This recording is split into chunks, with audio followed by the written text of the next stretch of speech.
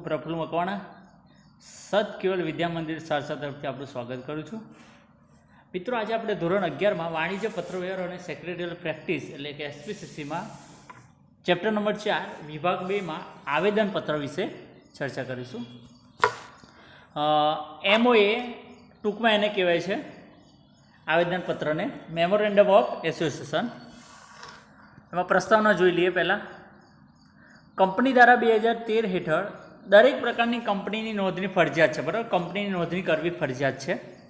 કંપનીએ નોંધણી કરાવતી વખતે આવેદનપત્ર અને નિયમનપત્ર રજૂ કરવા પડે છે અને નોંધાવવા પડે છે. આવેદનપત્ર કંપની માટે મૂળભૂત અગત્યનો દસ્તાવેજ છે. આ એક પાયાનો એવો દસ્તાવેજ છે જેના આધારે કંપનીનું કાર્યક્ષેત્ર તેમજ ત્રાહિત પક્ષ સાથેના સંબંધો નક્કી થાય છે. દાખલા તરીકે તમે કોઈ કંપની શરૂ કરવા માગો છો એટલે એનું કાર્યક્ષેત્ર પ્લાનિંગ પહેલું આયોજન હોવું જોઈએ. કયા કાર્ય કરવાના છે. ત્રાહિત પક્ષ એટલે કે તમે બેંક જોડે લોન લો છો, ઉછીના પૈસા કોઈની જોડેથી લો છો, એટલે લોન ને આ બધું લીધું છે એટલે કે લોન એટલે બેંક પાસેથી તમે લોન લીધી અથવા કોઈ દેવું કરીને તમે કંપની સ્ટાર્ટ કરી છે, તો એ ત્રાહિત પક્ષ છે, સામેવાળો પક્ષ છે. બરાબર, એ આજે નહીં તો કાલે તમારી જોડે પૈસા માગશે. હવે આવેદનપત્ર કંપનીનું બંધારણ રજૂ કરે છે, જેમાં નામ, મૂડી, જવાબદારી, ઉદ્દેશો વગેરે જણાવવામાં આવે છે. હવે સ્ટાર્ટ કરીએ આપણે આવેદનપત્રનો અર્થ અને એની વ્યાખ્યા. સૌ પ્રથમ અર્થ જોઈએ. આવેદનપત્ર કંપનીનો મૂળભૂત દસ્તાવેજ છે, યાદ રાખો મિત્રો, જે કંપનીનું કાર્યક્ષેત્ર નક્કી કરે છે. આવેદનપત્રનો ઉદ્દેશ શેરધારકો, લેણદારો અને કંપની સાથે સંબંધ ધરાવતા પક્ષકારોને કંપનીના ધ્યેયો અંગે માહિતી આપવાનો છે. આવેદનપત્ર કંપનીનો એક મૂળ ખૂબ મહત્ત્વનો દસ્તાવેજ છે, જેમાં અમુક ચોક્કસ નામની અમુક રાજ્યમાં આવેલી અમુક શેર મૂડી ધરાવતી સભ્યોની નક્કી કરેલી જવાબદારીવાળી અને નિશ્ચિત ઉદ્દેશ માટે તેમાં સહી કરનારાઓ દ્વારા સ્થપાયેલી કંપનીનું સૂચન કરે છે. એને આવેદનપત્ર કહેવાય. હવે એની વ્યાખ્યા. આવેદનપત્ર એટલે કંપની ધારા 2013 અથવા અગાઉના કંપની ધારા મુજબ ઘડેલું અથવા વખતોવખતની જોગવાઈઓને આધીન રહીને ફેરફાર કર્યા મુજબનું આવેદનપત્ર. લોર્ડ કેન્સના જણાવ્યા અનુસાર એવું કહેવાય કે આવેદનપત્ર એ કંપનીનું બંધારણ છે, જે કાયદા હેઠળ છપાયેલી કંપનીના અધિકારીઓની મર્યાદા દર્શાવે છે. હવે નેક્સ્ટ આવેદનપત્રના લક્ષણો જોઈએ આપણે. તો આવેદનપત્રના લક્ષણોમાં પહેલું લક્ષણ, આવેદનપત્ર એક કંપનીનો મૂળભૂત દસ્તાવેજ છે. સેકન્ડ, આવેદનપત્ર કંપનીના ઉદ્દેશો જણાવે છે. 3, તે બાહ્ય પક્ષકારોને ઉપયોગી છે. 4, આવેદનપત્ર કંપનીના અસ્તિત્વ વિશે અને તેની રજિસ્ટર ઓફિસ વિશે માહિતી આપે છે. 5 નંબર, આવેદનપત્રમાં ફેરફાર કરવા ખૂબ મુશ્કેલ છે, કારણ કે પહેલાં એની ઇન્ફોર્મેશન આપણે આપી દીધેલી હોય છે. 6 નંબર, આવેદનપત્ર કંપનીનું એક બંધારણ દર્શાવે છે, એટલે કે મૂળભૂત દસ્તાવેજ છે, કંપનીના ઉદ્દેશો જણાવે છે, બાહ્ય પક્ષકારોનો ઉપયોગી છે, એટલે બીજા એની જાણકારી મેળવી શકે છે. રજિસ્ટર ઓફિસ વિશે માહિતી આપે છે, કઈ જગ્યાએ રજિસ્ટર થયેલી કંપની છે. આવેદનપત્રમાં ફેરફાર કરવા ખૂબ મુશ્કેલ છે અને આવેદનપત્ર કંપનીનું એક બંધારણ છે એવું કહેવાય છે. હવે નવા કંપની ધારા 2013 પ્રમાણે કંપનીના પ્રકાર અનુસાર આવેદનપત્ર તૈયાર કરવાનું હોય છે. આ આવેદનપત્ર તૈયાર કરવા માટે કંપની ધારા 2013 શિડ્યુલ 1માં જણાવ્યા અનુસાર કંપનીના વિવિધ પ્રકાર મુજબ ટેબલ નીચે લાગુ પડે. એક કંપનીનો પ્રકાર. શેર મૂડીથી મર્યાદિત કંપની હોય તો ટેબલ A પ્રમાણે. બાંયધરીથી મર્યાદિત જવાબદારી કંપની કે જેની શેર મૂડી હોતી નથી તે ટેબલ B. બાંયધરીથી મર્યાદિત જવાબદારીવાળી કંપની વિશે શેર બહાર પાડ્યા હોય તો એના માટે ટેબલ C. અમર્યાદિત જવાબદારીવાળી કંપની જેને શેર મૂડી હોતી નથી તેના માટે ટેબલ D. અને લાસ્ટમાં અમર્યાદિત જવાબદારીવાળી કંપની જેને શેર હોય એટલે કે ટેબલ E એને કહેવાય છે. તો આ પ્રમાણે આપણે જોયું તો આવેદનપત્રનું ટેબલ છે આ, બરાબર, અને કંપનીના પ્રકારો. તો આવેદનપત્ર કંપની ધારાના ટેબલ ABCDEની જોગવાઈઓ મુજબનું છાપેલું યોગ્ય ફકરામાં અનુક્રમ નંબર સાથેનું હોવું જોઈએ. તેમાં સભ્યોએ સાક્ષીઓની હાજરીમાં સહી કરેલી હોવી જોઈએ. આવેદનપત્રની જોગવાઈઓ કંપની ધારા 2013ની જોગવાઈઓની વિરુદ્ધ ન હોવી જોઈએ. આવેદનપત્રની કોઈ પણ કલમ જો કંપની ધારાની જોગવાઈઓની વિરુદ્ધ હોય તો તે રદબાતલ છે. તેવી રીતે સંચાલક મંડળ દ્વારા જે શેર હોલ્ડરોની સામાન્ય સભામાં કંપની ધારા વિરુદ્ધ કોઈ ઠરાવ પસાર કરવામાં આવે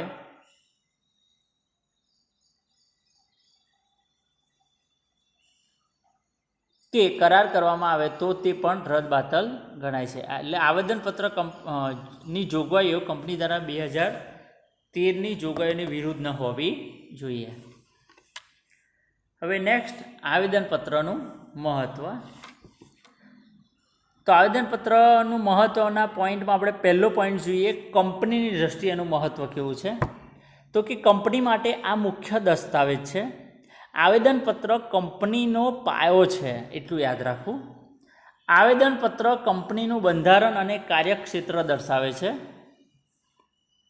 જેમાં કંપનીનું નામ, ઉદ્દેશો, મૂડી, જવાબદારી, રજિસ્ટર ઓફિસ, કયા રાજ્યમાં રહેશે વગેરે હોય છે.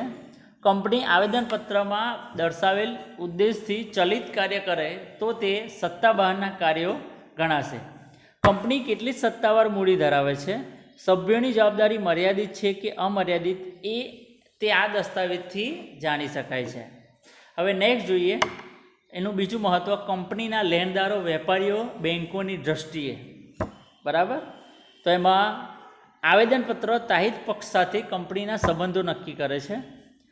કંપની જે કાર્યો કરાવવા માગે છે તે માહિતી મેળવીને લેણદારો, વેપારીઓ, બેન્કો નાણાં ઉછીના આપવા કે નહીં તે અંગે નિર્ણય લઈ શકે છે. એટલે કંપનીના લેણદારો, વેપારીઓ અને બેન્કોની દ્રષ્ટિએ કઈ રીતે હોય છે એનું મહત્ત્વ તે જોયું. 3 નંબર, કંપનીના શેર હોલ્ડરની દ્રષ્ટિએ. શેર હોલ્ડરે રોકેલા નાણાંનો ઉપયોગ આવેદનપત્રમાં જણાવેલ પ્રવૃત્તિઓ માટે થશે તેવી ખાતરી શેર હોલ્ડરોને મળે છે. જો તે પ્રમાણે કંપની કાર્ય ન કરે તો તેને શેર હોલ્ડરો અદાલતમાં પડકારી શકે છે. શેર હોલ્ડરની જવાબદારી જે શેર ખરીદેલ છે તેની દાર્શનિક કિંમત જેટલી જ મર્યાદિત રહેશે તેમ નક્કી થવાથી સલામતી અનુભવે છે. એટલે આવેદનપત્રમાં જરૂરી છે. તો કંપનીના શેર હોલ્ડરની દ્રષ્ટિએ આ પ્રમાણે છે. 4 નંબર, જાહેર જનતાની દ્રષ્ટિએ મહત્ત્વ શું છે આવેદનપત્રનું. સમાજની કોઈ પણ વ્યક્તિ કંપનીમાં નાણાં રોકવા માટે પ્રાથમિક માહિતી આવેદનપત્રમાંથી મેળવી શકે છે, તેની નકલ પ્રાપ્ત કરી શકે છે. તો આ એના મહત્ત્વના પોઈન્ટ વિશે આપણે ચર્ચા કરી. હવે આવેદનપત્રની કલમોમાં જોઈએ તો પહેલી કલમ નામની કલમ, બીજી રજિસ્ટર ઓફિસની કલમ, 3 ઉદ્દેશની કલમ, 4 જવાબદારીની કલમ, 5 મૂડીની કલમ, 6 સ્થાપનાની કલમ, 7 માત્ર એકલ વ્યક્તિ કંપનીના સંદર્ભમાં જોઈએ તો એમાં પેટા પ્રકાર કલમ 7 બધા શેર લઈ લેવા માટેની સંમતિ, 8 મૃત્યુના સંજોગોમાં વારસદારની નિમણૂક. તો મિત્રો આ આવેદનની કલમો મોસ્ટ ટાઈમ વિશે આ પ્રમાણે આપણે એના પોઈન્ટ સમજીશું.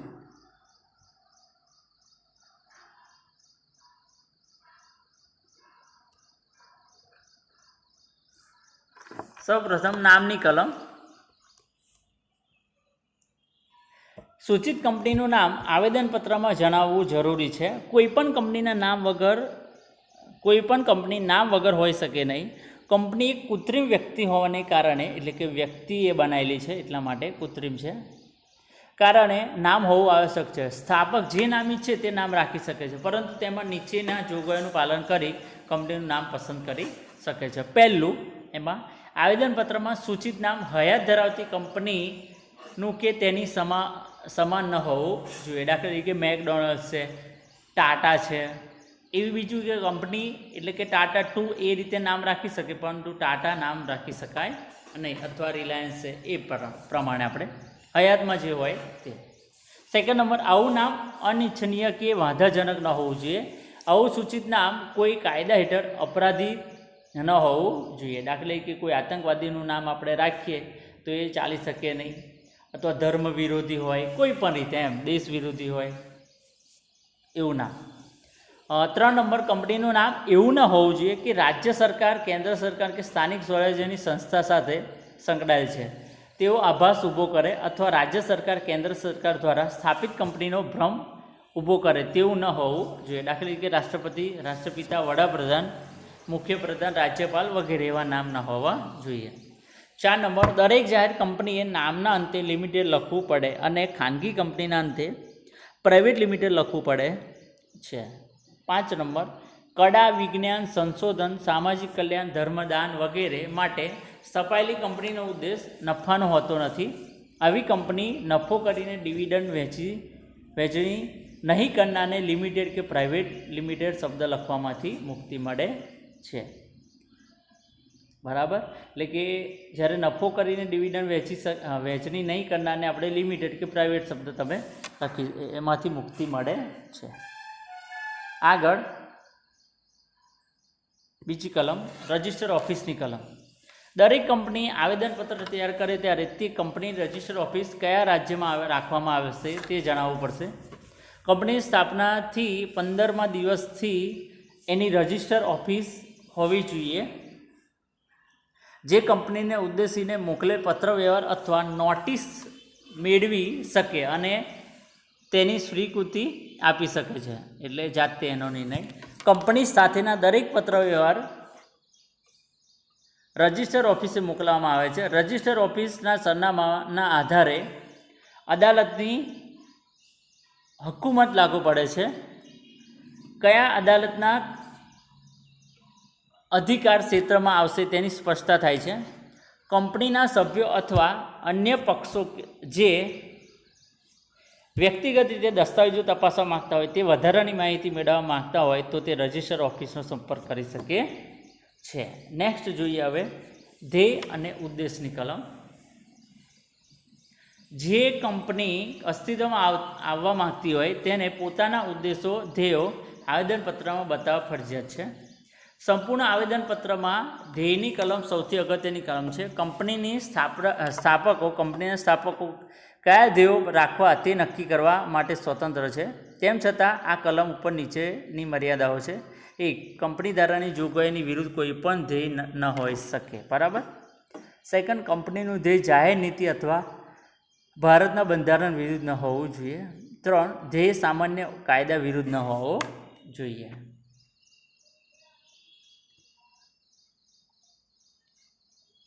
નેક્સ્ટ, સત્તા બહારના કાર્યો કેવા છે એમાં જોઈ લઈએ. તો કે કંપની આવેદનપત્રમાં જે ધ્યેય જણાવેલ હોય તેના જ કાર્યક્ષેત્રમાં રહી કાર્ય કરી શકે છે. આવેદનપત્રમાં જણાવેલ ઉદ્દેશ સિવાય કંપની કોઈ કાર્ય કરી શકતી નથી.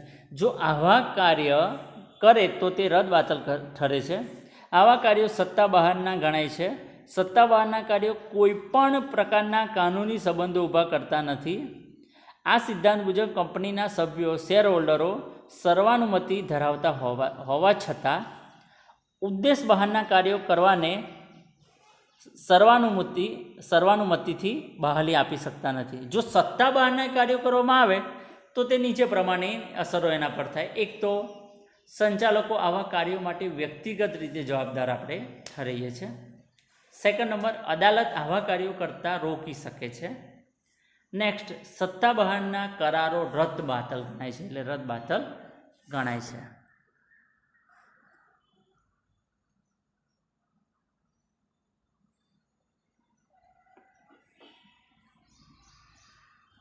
ચાર નંબર, કંપનીના કર્મચારી દ્વારા કરવામાં આવેલ સત્તા બહારના કાર્યો માટે કંપની જવાબદાર બને છે. 5 નંબર, સત્તા બહારના કાર્યો માટે સંચાલકો ત્રાહિત પક્ષ માટે જવાબદાર ઠરે છે. તો ઉપરની પરિસ્થિતિ ન સર્જાય તે માટે કંપનીના સામાન્ય ધ્યેયની કલમના અન્ય હેતુઓના શીર્ષક હેઠળ મોટાભાગના કાર્યક્ષેત્રને આ કલમમાં આવરી લેવામાં આવે છે. હવે નેક્સ્ટ કલમ જોઈએ, જવાબદારીની કલમ. તો જવાબદારીની દ્રષ્ટિએ કંપનીને 3 ભાગમાં વહેંચી શકાય. 1 શેર મૂડી દ્વારા મર્યાદિત કંપની, 2 બાંહેધરી દ્વારા મર્યાદિત કંપની, 3 અમર્યાદિત જવાબદારીવાળી કંપની. શેર મૂડી દ્વારા મર્યાદિત કંપનીના તેના સભ્યોની જવાબદારી મર્યાદિત હોય છે તેમ આવેદનપત્રમાં બતાવવું પડે છે. શેર દ્વારા મર્યાદિત કંપનીમાં સભ્યોને તેમને લીધેલા શેરની દાર્શનિક કિંમતથી વધુ ચૂકવણી કરવા માટે કહી શકાય નહીં. બાંયધરી દ્વારા મર્યાદિત કંપનીના સભ્યોની જવાબદારી તેમને આપેલી બાંયધરી પૂરતી મર્યાદિત હોય છે. એકલ વ્યક્તિની કંપનીમાં તેનું મૃત્યુ થતાં તેની જગ્યાએ કોણ સભ્ય થશે તેનું નામ દર્શાવવામાં આવે છે. એટલે જવાબદારીની કલમ, રિસ્પોન્સિબિલિટી, આ બધી લેબિલિટીઝ એમને આ કેસમાં આપણે આ બધું કરી શકીએ. એટલે બરાબર. નેક્સ્ટ, મૂડીની કલમ. મર્યાદિત કંપનીમાં મૂડીની કલમ ફરજિયાત છે. શેર મૂડીથી મર્યાદિત કંપનીમાં શેર મૂડીની રકમ અને તે કેટલા શેરમાં વેચાયેલી છે તે શેરની કેટલી રકમ છે તે બતાવવી પડે છે. બાંયધરીથી મર્યાદિત કંપનીમાં જ્યારે કંપની બંધ કરવામાં આવે ત્યારે દરેક સભ્ય કેટલી બાંયધરી આપે છે તે સ્પષ્ટ રીતે દર્શાવવું પડે છે. જો કંપની બાંયધરીથી મર્યાદિત હોય અને શેર મૂડી હોય તો આવી કંપનીને બે મૂડીની કલમ હોય છે, એક બાંયધરીને લગતી, બીજી શેર મૂડીને લગતી. બરાબર. જો એકલ વ્યક્તિ કંપની હોય તો ભરનું ભરનારના મૃત્યુ પછી કોણ સભ્ય થશે તે બતાવવું પડે છે. બરાબર. આમ ઇમ્પોર્ટન્ટ છે મિત્રો, યાદ રાખવું. આગળ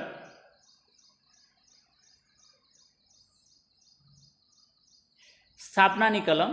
આ કલમને ભરનાની કલમ, જોડાણની કલમ, સંઘની કલમ કે સહીની કલમ તરીકે ઓળખવામાં આવે છે. જાહેર કંપની માટે ઓછામાં ઓછી 7 અને ખાનગી કંપની માટે ઓછામાં ઓછી 2 વ્યક્તિઓની કાયદાકીય રીતે માન્ય હેતુ માટે કંપનીની સ્થાપના કરે ત્યારે તેમને આમાં સહી કરવી પડે છે.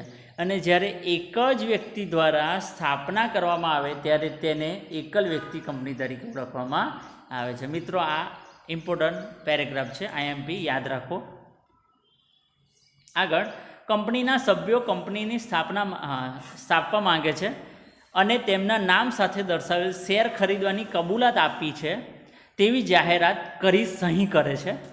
સહી કરનાર સભ્યોના નામ, સરનામા, વ્યવસાયની વિગતો દર્શાવવામાં આવે છે. આ વ્યક્તિઓએ સાક્ષીની હાજરીમાં સહી કરે છે તેમ દર્શાવવામાં આવે છે. આવા સભ્યો સહી કરનારા સભ્યો તરીકે પણ ઓળખાય છે. નેક્સ્ટ, આવેદનપત્રમાં ફેરફાર કઈ રીતે હોય છે તે જોઈએ. તો કે આવેદનપત્ર કંપનીનો મહત્ત્વનો પાયાનો બંધારણીય દસ્તાવેજ છે જેમાં સરળતાથી ફેરફાર કરી શકાતો નથી. જરૂરિયાતોને અનુલક્ષીને આવેદનપત્રમાં કંપની ધારાની જોગવાઈઓનું પાલન કરીને મર્યાદિત પ્રમાણમાં ફેરફાર કરી શકાય છે. એમાં પહેલું નામની કલમમાં ફેરફાર કઈ રીતે? તો કે કંપનીના નામની કલમમાં ફેરફાર કરવા માટે ખાસ ઠરાવ પસાર કરવો પડે છે અને મધ્યસ્થ સરકાર દ્વારા તેની મંજૂરી લેવી પડે છે. મધ્યસ્થ સરકારની મંજૂરી લીધાના 15 દિવસમાં કંપની રજિસ્ટ્રારને જણાવવું પડે છે. કંપની રજિસ્ટ્રારને ચોપડામાં કંપનીનું નવું નામ નોંધાવવું પડે છે. પરંતુ જો કંપનીના નામને અંતે ખાનગી, પ્રાઇવેટ ઉમેરવામાં આવે કે કમી કરવામાં આવે તો કેન્દ્ર સરકારની મંજૂરી લેવાની જરૂર રહેતી નથી. બરાબર. આગળ, રજિસ્ટર ઓફિસની કલમમાં ફેરફાર કઈ રીતે? તો એમાં એક જ શહેરમાં રજિસ્ટર ઓફિસમાં પરિવર્તન. રજિસ્ટર ઓફિસ એક જગ્યાએથી બીજી જગ્યાએ પરિવર્તન કરવામાં આવે ત્યારે કંપની ઠરાવ પસાર કરીને આવું પરિવર્તન કરી શકે છે. કંપનીએ નવા સરનામાની જાણ 15 દિવસમાં કંપની રજિસ્ટ્રારને કરવી પડે છે.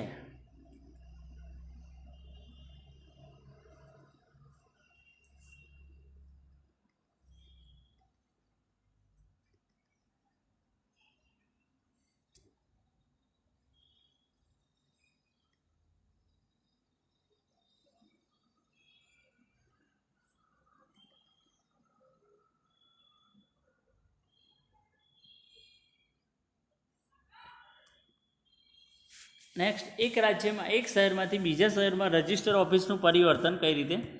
કંપની રજિસ્ટર ઓફિસ એક શહેરમાંથી બીજા શહેરમાં ખસેડવાની હોય ત્યારે ખાસ ઠરાવ પસાર કરવો પડે છે.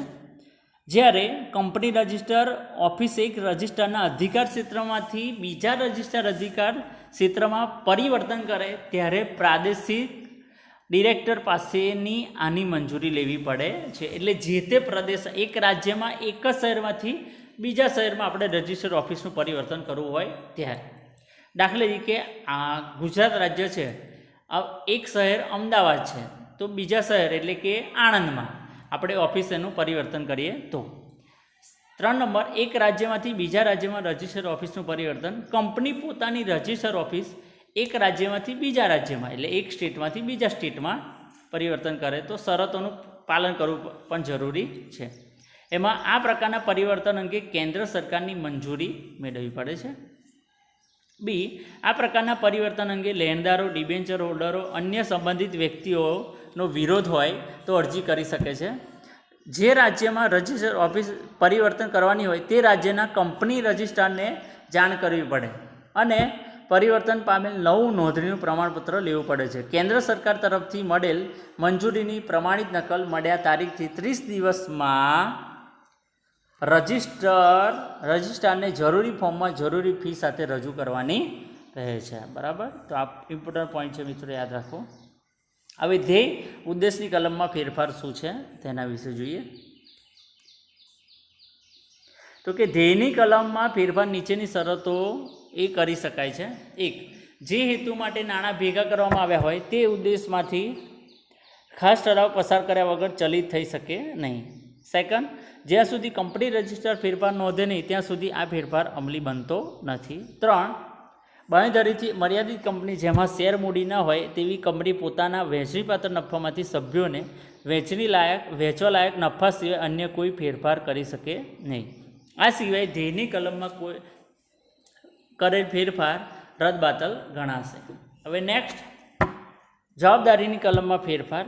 તો કે એમાં 1, શેરની બાકી જવાબદારીમાંથી જવાબદારી ઓછી કરવામાં આવે કે બાકી રહેલ શેરની જવાબદારી ઓછી કરવામાં આવે છે. 2, જો કંપની શેર મૂડીથી મર્યાદિત હોય કે બાંયધરીથી મર્યાદિત હોય તો તે ખાસ ઠરાવ દ્વારા શેર મૂડી ઘટાડી શકે. હવે જવાબદારીવાળી કલમમાં ફેરફાર કઈ રીતે કે ચેન્જ ઓફ લેબિલિટીઝ કે ક્લેસમાં કે શેરની બાકી જવાબદારીમાંથી જવાબદારી ઓછી કરવામાં આવે, બાકી રહેલ શેરની જવાબદારી ઓછી કરવામાં આવે છે. બરાબર, એ રીતે. મૂડીની કલમમાં ફેરફાર. તો કે શેર મૂડી ધરાવતી મર્યાદિત કંપની તેના નિયમન પત્રમાં ફેરફાર કરવાની સત્તા હોય તો સામાન્ય સભામાં ઠરાવ પસાર કરીને આવેદનપત્રમાં મૂડીની કલમમાં ફેરફાર કરી શકે છે, જે નીચે મુજબના પોઈન્ટ પ્રમાણે. 1, અધિકૃત મૂડીમાં વધારો કરી શકે છે. અધિકૃત એટલે વધારાની મૂડીમાં આપણે ફેરફાર કરી શકીએ છીએ કે અધિકૃત મૂડીમાં કઈ રીતે, અધિ એટલે વધારે, એમ અધિકૃત મૂડીમાં વધારો કરી શકે છે એટલે કોઈ ઇન્વેસ્ટ વધારે કરવું હોય તો કરી શકે છે, એની કલમમાં ફેરફાર કરી શકાય છે. 2, શેરનું એકત્રીકરણ કરીને મોટી કિંમતના શેરોમાં તેનું રૂપાંતર કે નાની કિંમતના શેરોમાં વિભાજન થઈ શકે છે. 3, આવેદનપત્રમાં જણાવેલ બધા શેર કે કેટલાક શેરને નાની રકમમાં ફેરફાર કરવામાં આવે છે. 4, જે શેર કોઈ લેવા માટે તૈયાર ન હોય તેને રદ કરવામાં આવે છે અને એટલી રકમથી શેર મૂડી રકમ ઘટાડવામાં આવે છે.